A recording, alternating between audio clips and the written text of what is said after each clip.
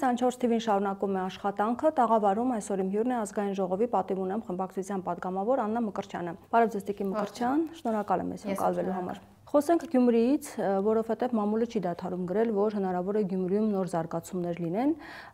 տեղեկություններ կան, որ հնարավոր է Սարիկ Մինասյանը այնուամենայնիվ ընտրվի քաղաքապետ։ Ապրիլի 16-ին կայանալիք ավականու Անդրանիկ նիստի ժամանակ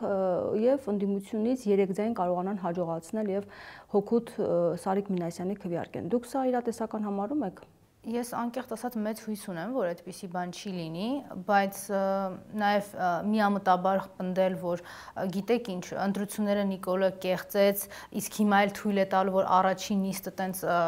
նույնիսկ այս բռնաճնշումների պայմաններում այս փուլը հաղթահարած ընդդիմադիր ուժերը կարողանան անխոչնդոտ իրացնել իրենց ընտրական իրավունքները, ընտրվելու իրավունքը, ես իհարկե այդ միամտության գիրկը չեմ ընկնելու, ամենևին չփորձելով ինչ-որ լրացուցիչ դժգոհություն գեներացնել, բայց ակնհայտ է, որ մարդը, որ անգամ սեփական կուսակցության, վարչության ընտրությունների կեղծման տեղեկություններ ունենք մենք, ու մենք դրա մասին պիտի չմոռանանք, հա, մենք անդադար խոսում ենք համապետական պրոցեսներից, ինչ-որ նաև տեղական մակարդակում, ժողովրդավարության բաստիոնների արտացոլումներից, բայց ակնհայտ է, որ մարդիկ, ովքեր իրենց վարչության ներսում, այսինքն իրենք իրենց իշխանություն տալու մասին ընտրությունները չեն կարողանում ազատ եւ արդար անցկացնել, մեզ մոտ տպավորություն է ստեղծում, որ իրենք թույլ են տալու ինչ որ մի օր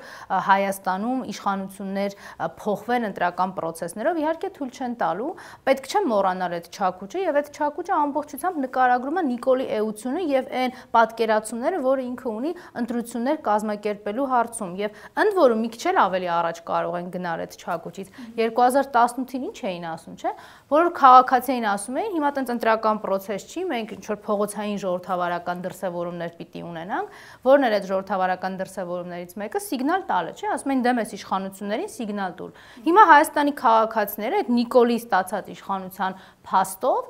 իրենց մոտ ինչ որ տենց որոշների մոտ կեղծ ակնկալիքներ կա, որ հիմա էլ եթե իրենք դեմ են իշխանությանը, սիգնալ պետք է տան, բայց հիմա Նիկոլ ասում է, չէ, ինչ եք անում, ոնց թե, ես արդեն իշխանության եմ, դուք ոնց եք սիգնալ տալիս, մեր խուլիգանապետ Արամ Հովհաննիսյանը կգա եւ ձեզ բռնության կենթարկի, կկալանավորի, հանգած մտքներով չանցնի։ Եվ այդ նույն պատկերը կա նաեւ այսօր բոլոր process-ների նկատմամբ։ Բայց նրանք կհասնեն հաջողության, եթե ընդդիմությունը ձայն տա Սարիկ Մինասյանին, արդյոք դա կլինի։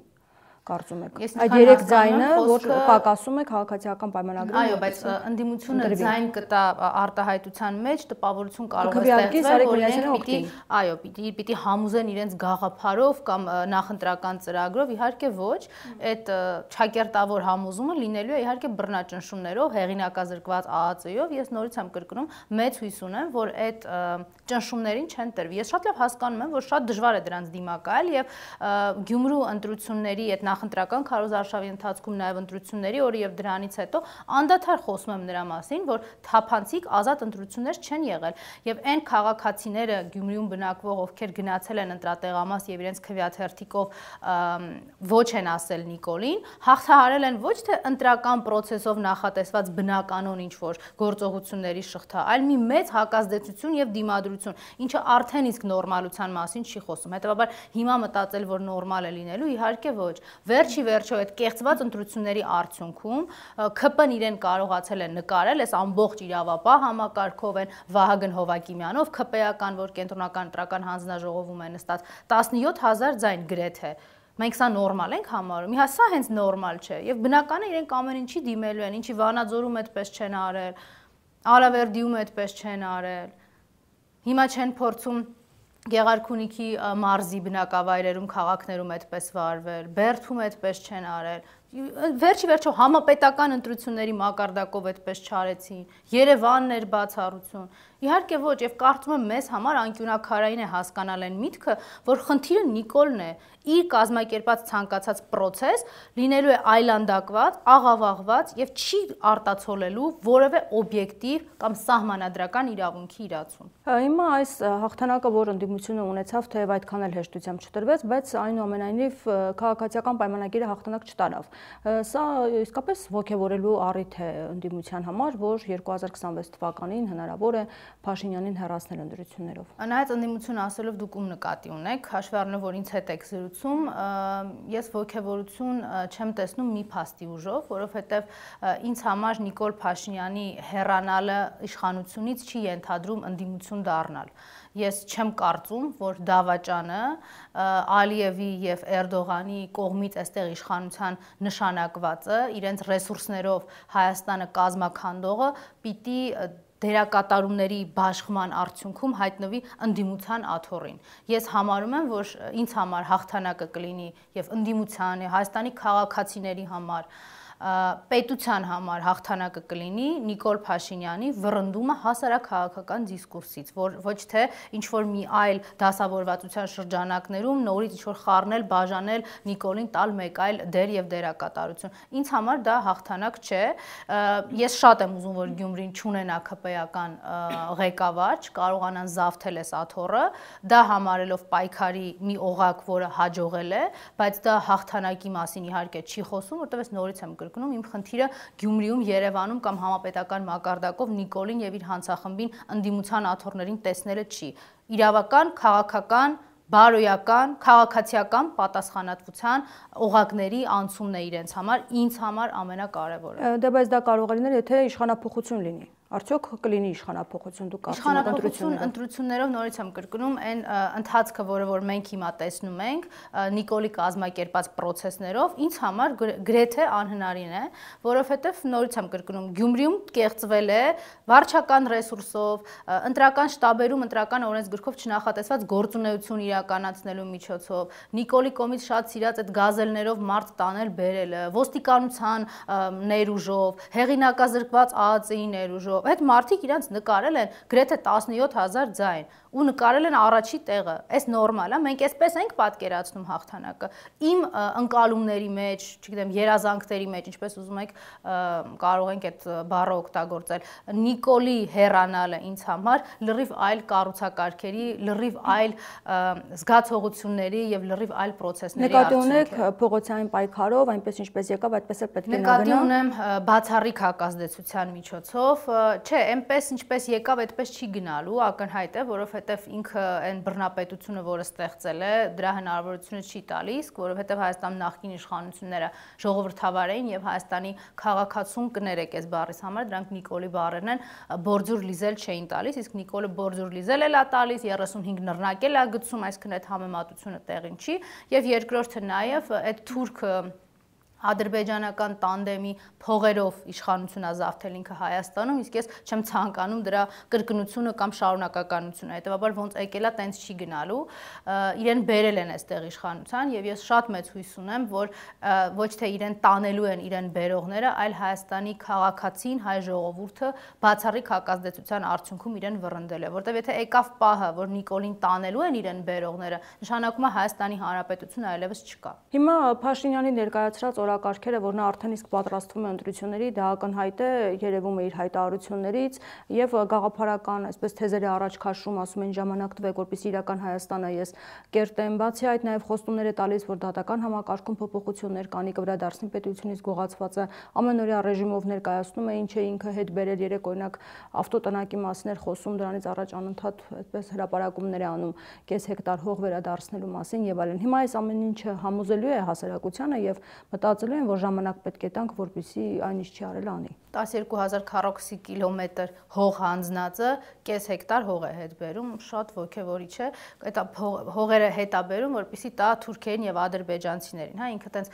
գործարքի տեղը գտել է, թանկ գնով կարողանում է վաճառել թուրքին եւ ադրբեջանցուն։ Ինձ համար դա ոգևորիչ չէ, Հայաստանի քաղաքացիները ինքները թող որոշեն իրենց համար դա ոգևորիչ է թե չէ, որտեղ է այդտեղ խաբեությունը, որտեղ այդտեղ խաբեություն չկա,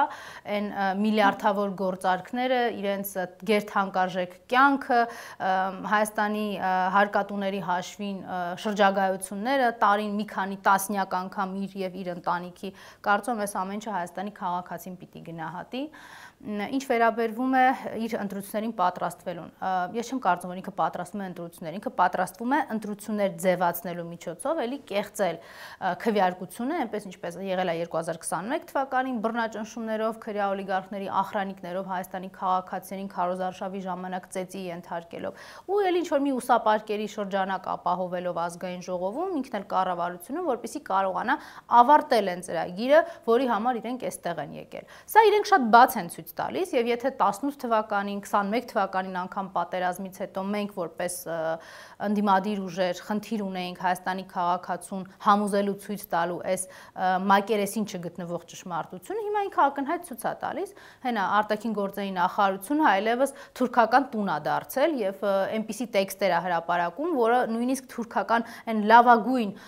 դիվանագիտական երազանքների մեջ չէր մտնի, որ Երևանից պաշտոնական Երևան կոչվող հիմա այս իրավիճակից կարող են նման տեքստեր հնչել Արցախի վերացման, Հայաստանի պետական շահի, ցեղասպանության ուրացման մասին եւ այլն։ Ու այսպես է, որ ըստ էության Օմեգան ապացուցում է, որ Օմեգա լինելը ոչ թե իր անցյալն է, այլ հաստատումներ կան այն բոլոր գործողություններով եւ հանձնարարություններով, որոնք իրենք ստանում են Թուրքիայից եւ Ադրբեջանից։ Նիկոլի ուսապարկերը ավելի հաճախ գործուղվում են Թուրքիա, ես չգիտեմ 30 տարվա ընթացքում երևի Հայաստանից այդքան մարդ Թուրքիա չի գնացել, ինչքան ԿՊ ուսապարկերն են գործուղվում տարբեր մակարդակով լիզելու թուրքական ղեկավարների կոշիկները, որպեսզի իրենց իշխանությունն այստեղ վտանգ որևէ մեկը չսպառնա։ Ասում են հարաբերություններն ինչպես կարգավորենք, եթե նման հանդիպումներ չլինեն։ Հիմա օրինակ գնալու է արտգործնախարարը եւ Ռուբեն Ռուբինյանը ազգային ժողովի փոխնախագահ։ Եկեք շատ լավ, բայց եկեք մենք մեզ չխաբենք եւ գոնե մեր խոսույթում մեր քաղաքացիներին փորձենք ճշմարտությունը ներկայացնել, հարաբերությունները կարգավորելու մասին չի խոսքը, այնտեղ Հայաստանի շահերը զիջելու եւ հերթական անգամ պատեհ պահին Էրդողանի հայտարարությունը ստանալու մասին է, ինչպես Էրդողանը արեց պատերազմից հետո, որ մեր Նիկոլին չկպնեք հանգարց, եթե իշխանությունից փորձեք հիշում եք, չէ՞, Հայաստանի քաղաքացիները Բաղրամյան փողոցի վրա ամիսներ շարունակ պայքարում են եւ երբ Էրդողանը տեսավ, որ արդեն միգուցե խնդիր կարող է առաջանալ Նիկոլի իշխանությունը պահելուն, հրապարակային հայտարարություն արեցին, որ իրենք կսկսեն արդեն սպառնալ Հայաստանի անվտանգությանը։ Հիմա այստեղ իջեցրել են իրենց ծառայող ստրուկներին Նիկոլի եւ իր հանցախմբի տեսքով, այնտեղից էլ սպառնում են Հայաստանի Հանրապետությանը, ասենց են հարաբերություն կարգավորում։ Ոչ, ես Հայաստանի քաղաքացիները մենք միասին հնարավորություն ենք ունեցել տեսնելու այլ process, որը նախագահ Սերժ Սարգսյանի ղեկավարության ժամանակ է եղել այդ փորձը հայ-թուրքական հարաբերությունների կարգավորման եւ կարծում եմ դուք այստեղ այս երկու գործընթացների միջև զուգահեռներ անցկացնելուց հիանալի կարելի է տարբերությունները ֆիքսել։ Այնտեղ հարաբերությունները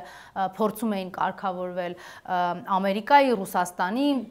գերտերությունների երաշխավորմամբ, միջնորդությամբ, ընդ որում այնտեղ որևէ խոսք չկար եւ որևէ տրամաբանություն չէր կարող լինել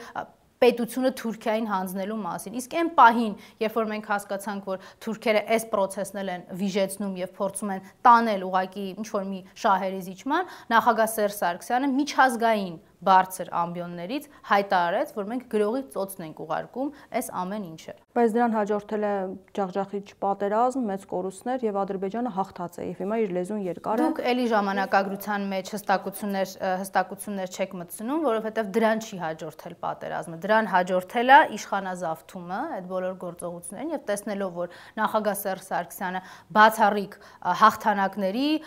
ամրապնդված ուղու, դիվանագիտության եւ ներքին կայունության ուղին է բռնել Հայաստանի Հանրապետության համար եւ դրան որևէ կերպ խոչընդոտելու հնարավորություն չկա, թուրք-ադրբեջանցիները փորձում են այստեղ իշխանազավթում իրականացնել տեղական ուժերի որոշների դիտավորությամբ, որոշների էլ անփութության շնորհիվ այդ ամեն ինչը հաջողվում է։ Եվ այդ դավադիր պատերազմում պարտությունը ոչ թե այդպես աշխարհաքաղաքական տրամադրվածության կամ մի օրում հայկական բանակի քայքայման եւ Ադրբեջանի բացառիկ հզորության ու խիզախության մասին է խոսում, այլ խոսում է նրա մասին, որ այդ պատերազմում դավաճանվել է հայ զինվորը, դավաճանվել է արցախցին, դավաճանվել է Հայաստանի քաղաքացին, երբ որ այստեղ յուրաքանչյուրը իր աջակցության բաժնով սոցիալականից մինչև բարեհոգեբանական փորձում էր շղթան կառուցել առաջնագիծը եւ առաջնագծի թիկունքը ամուր պահելու համար, այդ ժամանակ Նիկոլ Փաշինյանը բարեհաջող ստատուսներ էր գրում իր Արծրուն Հովհաննիսյանի հետ միասին, ծախելով բոլոր կարևոր տեղեկությունները Ադրբեջանին։ Դա ես դեռ ասում եմ այն ինչ որ եղել է երեսին, այն ինչ որ եղել է մակերեսին եւ Հայաստանի քաղաքացիները հնարավորություն են հենց հիմա ստուգելու։ Բայց ինչքան պայմանավորվածություններ են եղել վերելակում Ալիևի հետ խոսելուց մինչև տարբեր կասկածների մակարդակով տեղի ունեցած հանդիպումներ։ Դուք պատկերացնում եք սրանք, որ իշխանությունից գրան, իրենք պատկերացնում են, որ գնան ինչեր է բացահայտվելու, շատ լավ են պատկերացնում։ Ու այս ամենի ամոթը նաև գիտեք որտեղ է, որ Հայաստանի այսօրվա իրավիճակի վերաբերյալ, Հայաստանի այսօրվա ղեկավարության դավաճանությունների վերաբերյալ երրորդ պետությունների ղեկավարներն ու հատուկ ծառայությունները ամեն ինչ հատիկ-հատիկ գիտեն։ Ես ուղղակի դրա համար եմ ամաչում, որ մինչև հիմա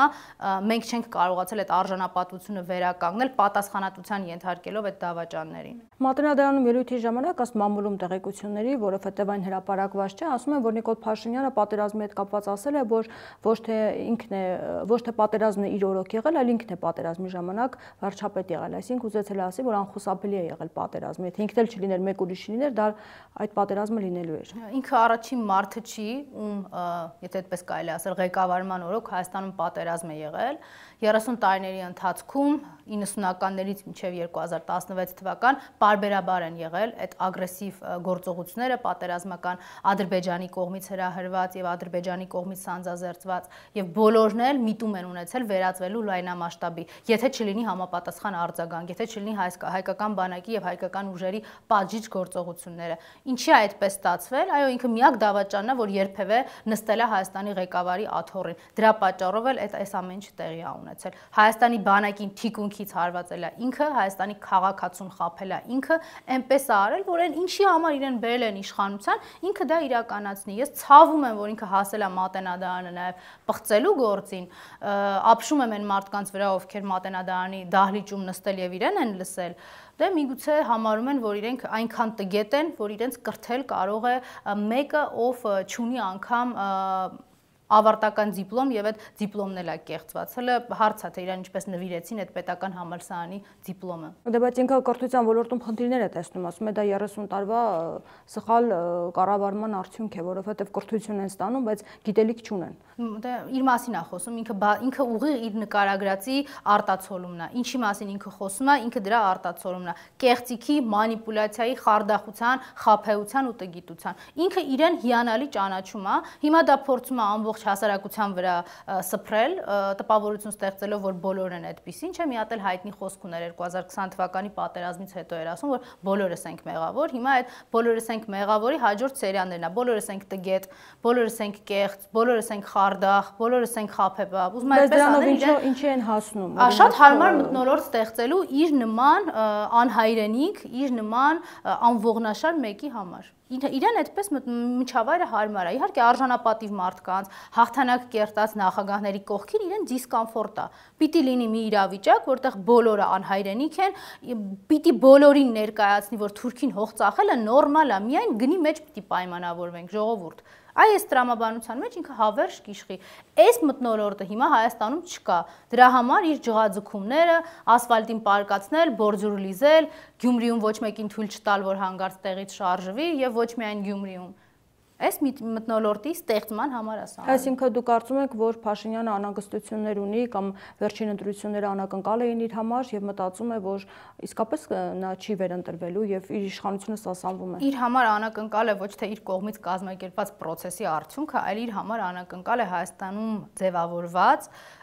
դիմադրության օջախները եւ հակազդեցությունը հասարակության, որ ինքը տեսնում է ամեն քայլին։ Իրենք կարող են ձևացնել, որ հարյուրավոր կերպարանափոխված, հեղինակազրկված ԱԱԾ սպայել չեմ կարող դրանց անվանել, այնտեղ աշխատողների միջով քայլում են իբր փողոցում, ինչ որ տեղեր են այցելում, դասախոսություններ են կարդում, բայց իրենք շատ լավ գիտեն այդ հակազդեցության բաժինը որքան է։ Այո, դրանից զարմացած են, որովհետև իրենք իրենց կարծիքով եւ բավականին բարեհաջող պետք է նաեւ դա անկեղծ խոստովանել, ճնշել են, կալանավորել են, մեկուսացրել են բոլոր այն օղակները, բոլոր այն նախաձեռնությունները, ձեռնությունները, որոնք կարող էին անհանգստություն պատճառել իշխանազավթներին։ Հիմա չեն հասկանում, թե այդ ինչն են բաց թողել եւ ոնց են բաց թողել, որ Հայաստանի քաղաքացին այսքան բռնաճնշումների ալիքի ու ծավալի տակ դեռևս կարողանում է իր բողոքի ձայնը բարձրացնել։ Միգուցե նաև սկսել են մտածել, որ դա հակառակ ազդեցություն է ունենում եւ դա իրականում հակառակ ազդեցություն է ունենալու ժամանակի ընթացքում միայն մեծացնելով այդ ծավալը օբյեկտիվ անհանդուրժողականության, արդարացի անհանդուրժողականության, որը կա սրանց նկատմամբ։ Բայց արդյոք դա բարձրացնում է ընդդիմության շանսերը, որովհետև ասում են, որ եթե Նիկոլ Փաշինյանին չեն ցանկանում, նախկիներին էլ չեն ցանկանում եւ ժողովուրդը ուզում է երրորդ ուժ, նոր ուժ, որը կգա կձևավորվի, թեև այդ ուժը այսպես մինչև հիմա չի բացահայտվել, բայց ամեն դեպքում նոր ուժ է փնտրում եւ ասում են, որ Գյումրիում փառաքարում ոչ թե հանուն ընդդիմության էր, այլ հանուն ԿՊ-ին հեռացնելուն էր այդ ձայները։ Եթե ընդդիմություն կա կամ այդ ընդդիմության շրջանակներում կան մարդիկ, ովքեր ուզում են գան իշխանության, ապա դա իրենց խնդիրն է, իրենք պիտի այդ իշխանություն գալ ինչպես կազմակերպեն, ձևակերպեն, ըստ էության պայքար ոչ թե Նիկոլին հեռացնելու, այլ իրենց իշխանության գալու համար է, ես այդ մարդկանց հետ գործ չունեմ։ Մենք 2018 թվականի ապրիլի 23-ից հանրապետականներով պայքարում ենք Նիկոլին հեռացնելու համար, որովհետև մեզ համար գոնե թե ակնհայտ է, որ այդ ստի եւ մանիպուլյացիայի շղարշի հետևում թաքնված է այն ամեն ինչ, ինչ որ այսօր մեր իրականությունն է կազմում, հետեւաբար այդ իրենց այդ ընդդիմադիր հատված անվանողների օրակարգն ինձ համար միևնույն է, ինչ վերաբերվում է ընդդիմությունը հաջողում է թե չէ, ընդդիմության հաջողությունը, մեր հաջողությունը որպես հանրապետական կուսակցություն Նիկոլի հեռացումն է, այլ ոչ թե ինչ որ մեկին վարչապետի աթոռին տեսնելն ու կարգելը։ Մեզ համար մենք բազմիցս ենք հայտարարել եւ մեր վարքագիծն էլ է դրա մասին խոսում, ցանկացած մարդ Նիկոլից բացի, իր հանցախմբից բացի մեզ համար ընդունելի եւ ընկալելի է, որովհետեւ մենք հեռու ենք այն մտքից, որ կամ Նիկոլը կլինի կամ ոչ մեկ չի լինի։ Եթե մարդիկ կան, ովքեր 2018-ին դագաղների հրապարակում կանգնել են, հիմա չեն կարողանում այդ բարդույթից ազատվել եւ անդադար խնդիրելի հանրապետականին հարվածելու մեջ, Քավլիցի շատ նորմալ է ամեն ինչ, այդքան է բավականացնում իրանց սիրած բառով ասեմ դուխները հանրապետականի դեմ պայքարելու շատ լավն է, Նիկոլից վախենում են, կկալանավորի, կձերբակալի, նորմալ է, իրենց տեսանկյունից դա նորմալ է։ Հետևաբար ընդդիմության շանս ասածը ես գնահատում եմ հասարակության կողքին, Հայաստանի քաղաքացիների կողքին պայքարը սրան հեռացնելու համար։ Իմ տրամաբանությունը եւ ընկալումը ընդդիմության հաջողության սա է։ Բայց եթե ընդդիմությունը փողոցային պայքարով այնուամենայնիվ հաջողվի ընդդիմությանը հեռացնել Փաշինյանին, արդյոք իշխանությունը այդ ժամանակ նրան կտան մեկ այլ ուժի, որը իրենցից չէ կամ այդպես այլ ճամբարից է։ Մենք այդ դեպքում պիտի ավելի ակնհայտ եւ պարզ խոսենք, ասելով թե ում նկատի ունենք ընդդիմություն։ Եթե հարցը հանրապետական կուսակցության մասն է, ես մնացածի անունից չեմ կարող խոսել, որովհետեւ վերջերս անգամ համոզմունք չունեմ այդ այլ ուժերից, ովքեր են պայքարում Նիկոլի դեմ, ովքեր են պայքարում դեռևս իրենց բարդույթների հաղթահարման համար հանրապետականի դեմ, իսկ ովքեր են պայքարում իրենց իշխանության գալու համար։ Հանրապետական կուսակցության անունից կարող եմ խոսել, հանրապետական կուսակցության միջոցով մանդատ ստացած մարդկանց անունից կարող եմ խոսել։ Մենք 2018 թվականին սկսել ենք մեր պայքարը եւ այդ պայքարը առաջ է գնում, ընդ որում մենք պայքարում ենք այն ժամանակ, երբ մարդիկ նույնիսկ վախենում էին Նիկոլի դեմ ստատուս գրել, էլ չեմ ասում փողոց դուրս գային ինչ-որ Նիկոլի դեմ գործողություններ իրականացնեն։ Հետո արդեն տարբեր փողոցային գործողություններ են եղել, գործունեություն է եղել ընդդիմադիր։ Մենք տարբեր պայքարների ընթացքում ներկա ենք եղել ու ներկա ենք եղել ոչ թե մեր пассив ներկայությամբ, այլ մեր ակտիվ գործողություններով չենք խորշել այն ամենավտանգավոր տեղերից, որտեղ Նիկոլ Փաշինյանի դեմ պայքար է եղել ու դուք կարծում եմ կփաստեք, մեր քաղաքացիներն էլ նաև ձեր ուղիղ եթերների միջոցով ականատեսն են եղել նրա, որ մենք այնտեղ ոչ առաջի դերում ենք եղել, ոչ առաջնորդ ենք եղել, մեզ ասել են այս գործողությունն է ենթադրում խաղաղ անհնազանդությունը այսօր, դա կլինի առավոտ 7-ին, գիշերը չգիտեմ ժամը քանիսին, մենք այդ գործողությունները արել ենք։ Ես ձեզ վստահեցնում եմ, որ այնտեղ նույնիսկ մոտ չկար հանրապետական կուսակցության իշխանության գալու մասին։ Նայեք առաջի 4-5 շարքերը, որոնք քայլում էին բազմազան շարժումների եւ պայքարների ավելի շատ երկրորդ ուժն են, առաջին ուժն են ընդդիմադիր հանրապետական հանրապետականները։ Ոչ, եթե Հայաստան խմբակցության մասին ենք խոսում կամ կուսակցության, դաշինքի մասին։ Ես խոսում եմ բոլոր այն մարդկանց մասին, ովքեր առաջնորդել են դաշնակցությունները, ովքեր առաջնորդել են այս կամ այն շարժումը։ Հանրապետականը բոլոր շարժումներին է մասնակից եղել, եւ այդ շարժումները կարող ենք առանձին էլ քննարկել, ոչ մի խնդիր չկա, բայց նորից եմ կրկնում, այդ շարժումներից որևէ մեկի առաջնորդության մեջ հանրապետական կուսակցությունը չի եղել, մեզ համար նպատակ չի վարչապետ ունենալը, մենք հայտարարել ենք, որ մեզ համար գերխնդիրը Նիկոլ Փաշինյանի հեռացումն է։ Հիմա ում համար գերխնդիր է վարչապետ դառնալը, դա էլ է անկեղծ օրակարգ։ Պետք է ասել, որ մեր խնդիրը վարչապետ դառնալն է, միգուցե այդ անկեղծ խոստովանությունից հետո նաև կգա այդ բացառիկ հակազդեցությունը։ Մենք անկեղծորեն հայտարարում ենք, որ մեզ համար վարչապետի թեկնածու ունենալը չէ հանրապետական, մեզ համար խնդիրը Նիկոլ Փաշինյանի հեռացումն է։ Կանխատեսելի է, թե ինչ կլինի 2026 թվականներին ընտրություններին ձեզ համար, հենց ընդդիմության համար, որովհետև մենք խոսում ենք, որ Փաշինյանը իշխանության չի գա, բայց ինչ կլինի ընդդիմության հետ։ Ինձ համար կանխատեսելի է, որ Նիկոլ Փաշինյանը այդ ընտրությունները կեղծելու է այն չափով, որ չափով հնարավորություն կունենա, եւ եթե 2021 թվականին դեռևս այդ պատերազմական շոկը շատ էր եւ ինքը շատ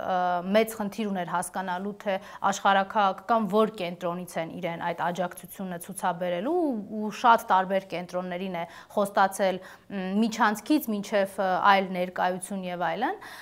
այս տրամաբանության մեջ կարծում ինքը 2026 թվականին ավելի հստակ առաջարկներ կանի Հայաստանի հաշվին աշխարհաքաղաքական տարբեր կենտրոններին այստեղ իշխանության մնալու համար եւ բնականաբար այդ խոստումներից էլ կբխի արդեն կարողանա ձևավորել նաեւ ընդդիմության շրջանակները 2021 թվականին դա արդեն իր խոստումներից է կախված ձևացնելու է թե շարունակում է շատ սիրել Եվրոպային թե ձևացնում է որ Վլադիմիր Վլադիմիրի կազմակերպած պարադից այն կողմ ոչ մի բան չկա այս աշխարհում 2021 թվականին ինքը ընդդիմություն ձևավորելու մեջ շատ մասնաբաժին չի կարողացել ունենալ, որտեղ նորից եմ կրկնում, այդ հետպատերազմյան շոկը ինքը խնդիրը լուծում էր միայն իր իշխանությունը պահելու տեսանկյունից, հնարավորություն չուներ նաև կարգավորելու ընդդիմադիր շրջանակները, ինչպես օրինակ եղել է 2018 թվականին, ես գաղտնիք չեմ ասի, որ շատ-շատերը գիտեն, որ 2018 թվականին հանրապետական կուսակցությունը նույնիսկ այդ ատելության անհանդուրժողականության ընթացքում արտահերտ ընտրությունների ժամանակ հավաքել է այն նվազագույն անհրաժեշտը, այսինքն շեմը, որպեսզի հայտնվի ազգային ժողովում։ Ինչպես թույլ չեն տվել եւ ինչ են արել, դա էլ կբացահայտվի իշխանափոխությունից հետո։ Խոսենք նաեւ Facebook-յան ձեր էջում արված հայտարարության մասին, որն ուղղված էր Միքայել arczepiskopos Աջապահյանին, դուք քննադատել եք նրան անվանելով քայլող անտեղյակություն կամ Ռոբերտ Քոչարյանի գրասենյակի աշխատող խաղացող եւ այլն։ Երբ քաղաքացիական պայմանագիր կուսակցության պատգամավոր Էմմա Պալյանը ազգային ժողովի ամբիոնից ասում էր գնացեք մոմ վառեք, մեղքերի թողություն արեք, աղոթք արեք եւ այլն, շատ էր քննադատվում ընդդիմության կողմից, թե ինչպես կարելի է Սրբազանին պարոնով դիմել կամ առասարակ նման խոսքով հանդես գալ նրա հանդեպ։ Հիմա դուք նույնը չեք անում։ Գնահատականը ձերն է կամ այն մարդկանց, ովքեր ուզում են դա նույնացնել,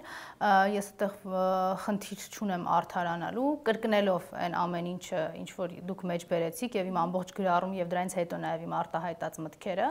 մարտ ով 2018 թվականին ողջունել է Դագաղների հեղափոխությունը, դա անվանելով հաղթանակ, ասելով, որ մենք համարում ենք, որ մարդը միայնակ Նիկոլին նկատի ունենալով, մարդը միայնակ ոչինչ չի կարող փոխել, բայց ինքը եկավ եւ հաղթեց, ինձ համար անհասկանալի է ինչպես կարելի է Դագաղների շքերթը հաղթանակ անվանել, եթե սա արվում է դիտավորությամբ, ապա դա ունի կոնկրետ բնութագրիչներ, եթե սա արվում է անփութությամբ, ապա մենք ինչպես ենք ակնկալում, որ այսպիսի հեռատեսության բացակայությամբ անձնավորությունը Հայաստանի քաղաքացին, ինչպես ինքն է ասում, որպես Հայաստանի քաղաքացի է արտահայտում իր մտքերը եւ ոչ թե որպես հոգեվորական կարգավիճակ ունեցող անձ, ինչպես կարող է հավակնել այսօր բացառիկ օբյեկտիվ իրականություն արտահայտելուն։ Եթե ընդամենը 7 տարի առաջ տեղի ունեցած իրադարձություններին իր իսկ գնահատմամբ ինքը սխալվել է, ապա որտեղ չէ կարող չէ իմանալ թե ինչ կարող է լինել։ Մտածել եմ, որ դուք համարում եք, որ ես ընդամենը 21-22 տարեկան Հայաստանի քաղաքացի լինելով տեսնում էի, որ Դագաղները հրապարակում վատ բան են, Միքայել Աջապահյանը չէր տեսնում, հնարավոր է, ես դրա համար չեմ վիճում, բայց եթե այդպես է, նշանակում է, որտեղ է համոզմունքը եւ վստահությունը նրա, որ հիմա էլ ինքը չի սխալվում, բայց ինչու եք հիմա այդ մասին հիշում եւ քննադատում եք ձեզ։ Այո, ես կպատասխանեմ։ Մենք քննադատությանը չենք պատասխանել եւ տպավորություն պետք չի ստեղծել, որ այն քննադատությունը, որը հնչում է մեզ ինչ-որ ահավոր պորտկումների մեջ ա դնում։ Ես մի անգամ ձեր եթերում եմ ասել, նորից եմ կրկնելու, դուք եւ որևէ մեկը չի կարող պատկերացնել, թե 2018-ին հավաքական իմաստով մեզ ինչպես եք կոփել, հետեւաբար այդտեղ խնդիր չկա, բայց երբ որ Միքայել Աջապահյանը կամ ցանկացած այլ Հայաստանի Հանրապետությունում բնակվող մարդ, եթե կխոսի նրա մասին, որ մեր պայքարը կեղծ է, Սերժ Սարգսյանը ուզում է իշխանության գալ կամ Նիկոլ Փաշինյանը կմնա իշխանության, այս բանաձևը, ինչը բացառիկ սուտ է ասվածը, ես դրան որևէ կերպ անարձագանք թողնել չեմ կարող եւ չեմ պատրաստվում թողնել անարձագանք։ Հիմա քայլող անտեղյակության վերաբերյալ Միքայել Աջապահյանը ինքը իր հարցազրույցներում նշել է այն մասին, որ միգուցե ինքը խաբար չի ոչ մի բանից, թող ասեն հա լավ, մարդը տեղյակ չի, մենք էլ ասում ենք այո, մարդը տեղյակ չի, հետեւաբար իր անտեղյակությունը գալիս է այստեղից։ Իսկ այն հաղթանակը, որ ինքը ամրագրել էր, դա Նիկոլի քայլ արա շարժման շրջանակներում էր։ Հետևաբար այդ քայլ արած բոլոր մարդիկ ինձ համար քայլողներ են եղել եւ իրենք էլ էին իրենց այդպես անվանում որոշ շրջանակներ նիկոլական, հետևաբար քայլող անտեղյակության բացատրությունն էսպիսին է։ Չկրկնվելով իհարկե վերահաստատելով բոլոր իմ ասած նախկին մտքերը, նորից մեկ անգամ կրկնում եմ, որ այն մարդը, որ 2018 թվականին տոգորված է եղել Նիկոլով եւ ես այդ ժամանակվանից սկսած պայքարել եմ, անցնելով բացառիկ բռնաճնշումների միջով, անցնելով բացառիկ ատելության խոսքի միջով, այն ժամանակ, երբ որ իրենք հաղթանակ էին տոնում, ես այդ ժամանակ արդեն իսկ պայքարում եի եւ որևէ մեկը իմ պայքարը կեղծ անվանելու իրավունք չունի։ Եվ եթե մենք հանդուրժում ենք բոլոր նրանց, ովքեր դագաղների հեղափոխությունից տոգորված հիմա եկել գոնե թե ցույց են տալիս, որ պայքարում են Նիկոլի դեմ, մենք էլ ասում ենք, հա, պայքարում եք Նիկոլի դեմ, մենք էլ ձեր կողքը կանգնում ենք, վերացնում ենք մեր մեջ բոլոր այն կասկածները, չենք թողում, որ գլուխ բարձրացնեն բոլոր այն կասկածները, որ իրենց պայքարը չի կարող անկեղծ լինի, որտեղ դագաղներ են ողջունել։ Իրենցից որևէ մեկը իրավունք չունի իմ պայքարը անվանելու կեղծ։ Նախագահ Սերժ Սարգսյանը բազմիցս խոսել է նրա մասին, որ մեր հաղթանակը լինելու է Նիկոլի հեռացումը։ Եվ այն ժամանակ նորից եմ կրկնում, երբ որ նախագահը Նիկոլին հեռացնելու գործողություններ էր անում, բոլոր այդ այսօր շրջանակները տարբեր ինչ որ տեքստեր ասող Միքայել Աջապահյանը նաև այդ թվում դագաղների հեղափոխություններ ողջունում։ Սա օբյեկտիվ իրականություն է, գիտեք, սա Աննան կբարձրաձայնի, Աննան չի բարձրաձայնի, իրականությունը դրանից չի փոխվում, բայց ես մշտապես բարձրաձայնելու եմ այդ ճշմարտությունը, որտեղ վստահ եմ, որ 2018 թվականին եղավ նաև այս ամեն ինչը նրա պատճառով, որտեղ ասվում էին մինչ այդ ստեր, բացարձակ անհիմն, մանիպուլատիվ եւ որևէ մեկը չգիտեմ, ասեմ իր բարձրունքից, ասեմ, չգիտեմ որտեղից, չէր իջնում, հարկ չէր համարում պատասխանել այդ կեղծիքին, ստորությանը եւ ստին։ Ես, քանի այս հասարակական որոշակի հանրային աշխատանքով եմ զբաղվում, այդ սխալ ասեմ, մեծահոգություն ասեմ, թույլ չեմ տալու։ Հիմա արդյոք սա նույն անհանդուրժողականությունը չէ, որ հոգևորականը չպետք է քաղաքական որևէ միտք արտահայտի կամ քննադատի, ինչպես օրինակ իշխանությունը չի հանդուրժում եւ եթե որևէ մեկը փորձում է ինչ-որ բան ասել իրենց հասցեին, բոլոր խողովակներով իրենք փորձում են հակազդեցության արժանացնել։ Ասել եմ թող խոսի, հակառակը ինչքան շատ խոսի, մենք այդքան ավելի շատ կիմանանք իր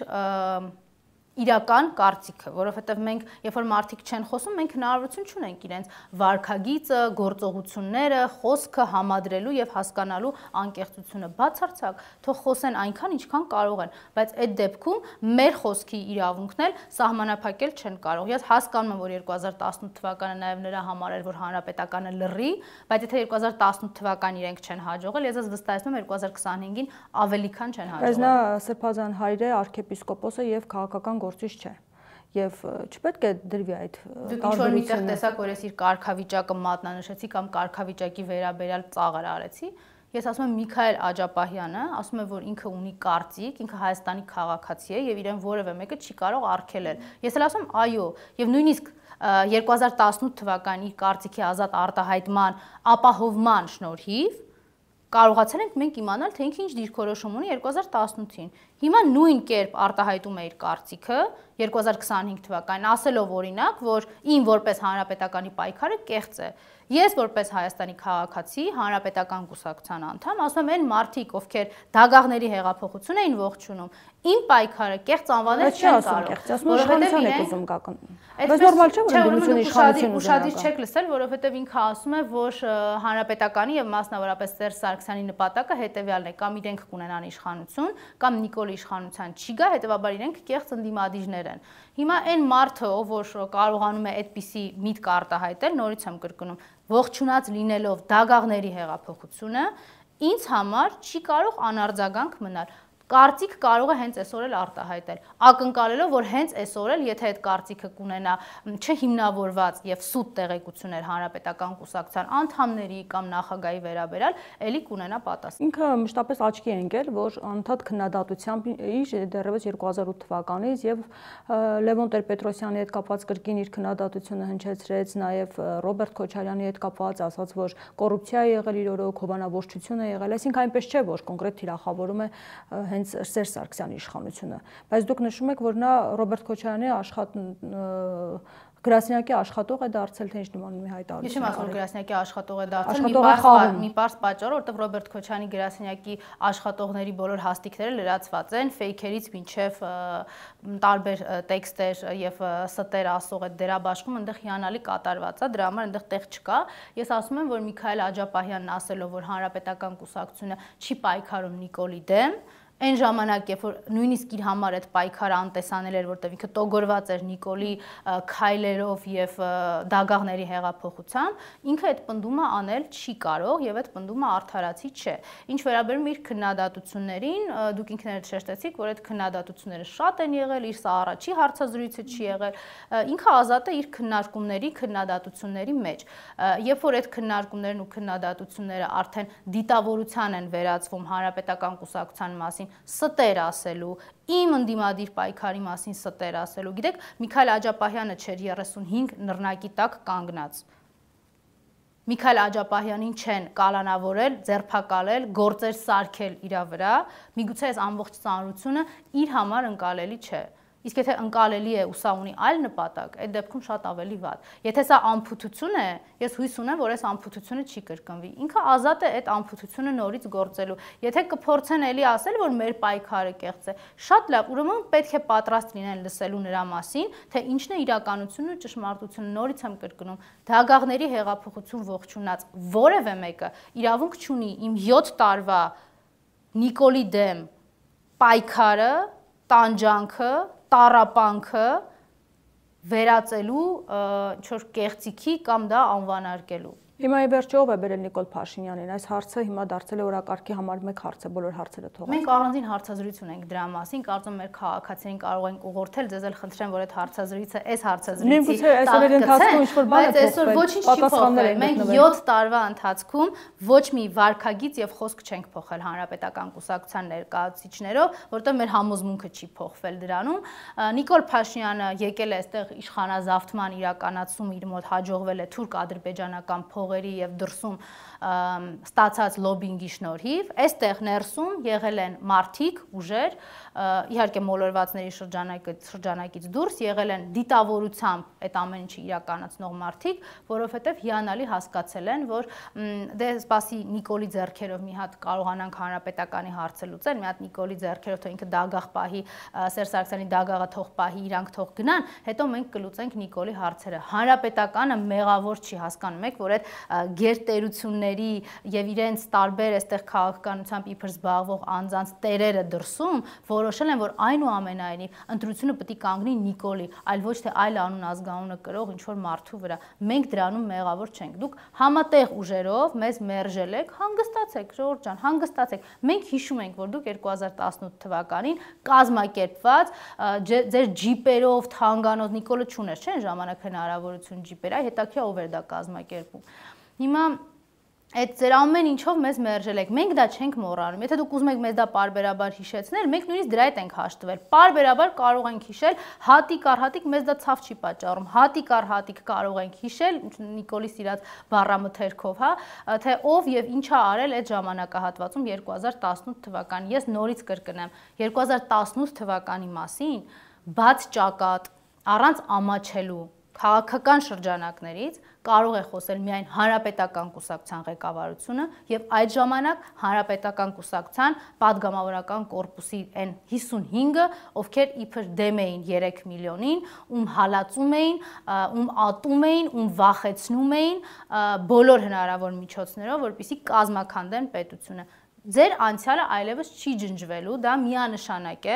բայց դուք եթե չկոմպլեքսավորվեք այդ անցյալից, Հանրապետական կուսակցությունն ապացուցել է, որ կարող է այդ ամեն ինչը մոռացության մատնել եւ ձեզ հետ պայքարել։ Զրուցակիցս ընդդիմադիր падգամավոր Աննա Մկրտչյանն էր։ Շարունակեք մեզ հետևել, կհանդիպենք։